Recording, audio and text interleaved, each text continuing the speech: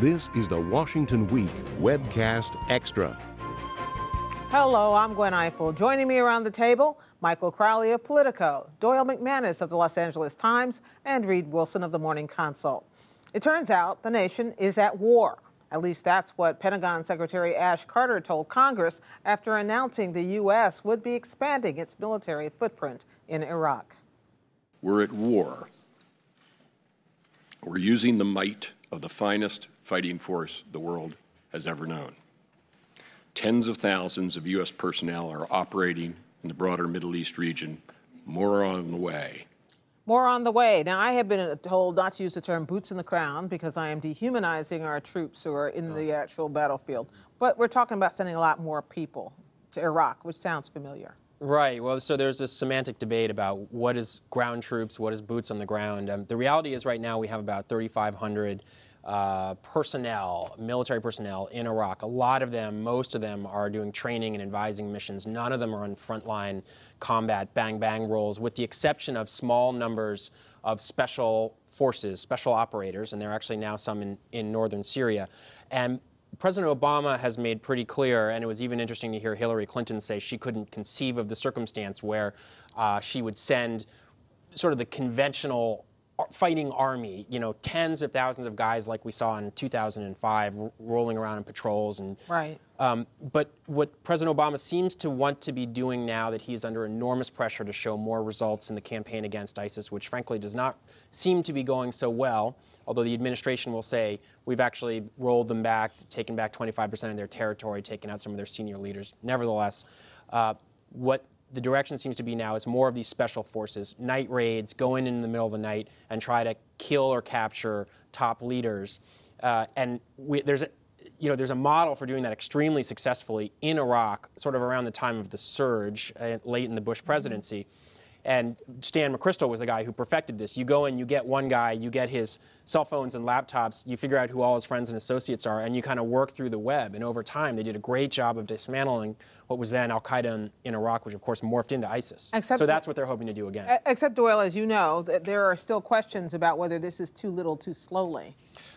Sure. And in fact, if you compare it to the Iraq surge version that Michael was talking about, and if you talk to people who were involved in that at the time, they'll say this is a very small number relative to that. In order to do what Michael was talking about, to pick up the intelligence and then run a new raid the same night, you need a bunch of different teams all over the place. You need a lot of helicopters. You need a lot of medevac. That's not going to be there because at this point this is something in the range of 100, 200 troops, of whom not all of those are the actual shooters and commandos and door kickers. So this is, in a sense, this is kind of a pilot program right now. If you were to ask me to bet, I would bet there will be more of this going on a year from now because this is a specialized kind of combat. In fact, the Secretary of Defense told me that he thinks of 3,500 troops as a floor, not a ceiling by any means. Let me ask you, though, about Assad, because as you know, the U.S. still, its stated policy is that he should still leave.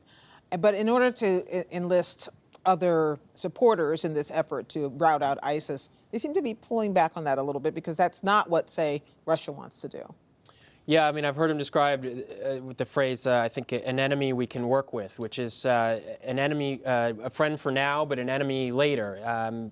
We might tolerate a longer transition period in some kind of an agreement that would have a peace settlement for Syria. It sounds crazy to talk about such a thing, but it is what it is at the heart of the president's strategy right now.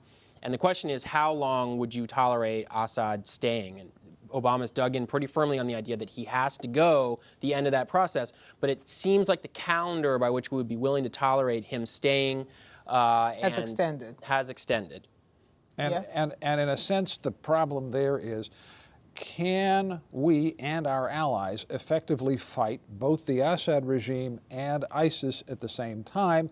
And experience pretty conclusively shows that the answer to that is no. And if, for most Americans, if you want to rank those threats in order, you kind of have to rank ISIS as the immediate short-term threat. And I think even John Kerry and Barack Obama would say, and Assad is the cause that keeps it there, but it can be considered a long-term threat. Reed, I want to talk to you a little bit. During the regular program, you talked a little bit about Congress seeming to get its act together when it came to budgets, got that big highway bill passed. But now comes the next big challenge, and that's the overall spending plan. Where does that stand now, and are we looking potentially at another shutdown yet again? I think we can take the shutdown possibility pretty much off the table for now. That would be nice. Remember what happened when John Boehner left the speakership? He sort of set the ball rolling towards a finalized budget agreement. They agreed on top-line budget numbers that domestic spending and military spending would both increase by a small margin for the next 2 years.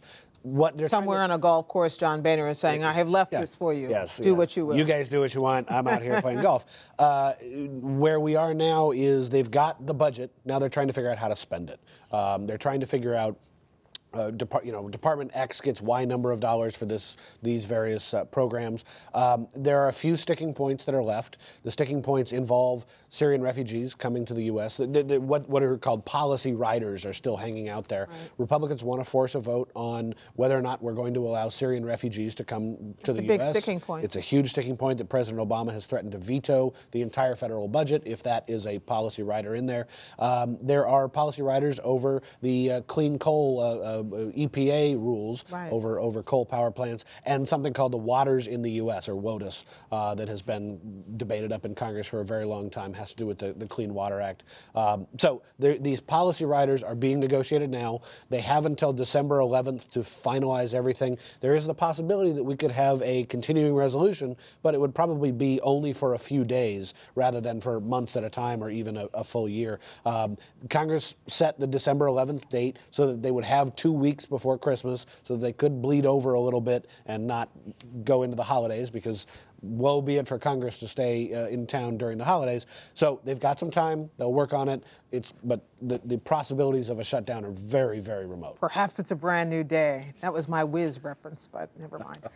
Thank you all for clicking. If you want to know more about what our panelists are thinking and reading, stay online and check out our Washington Week holiday reading list. You can find that at pbs.org/Washington Week.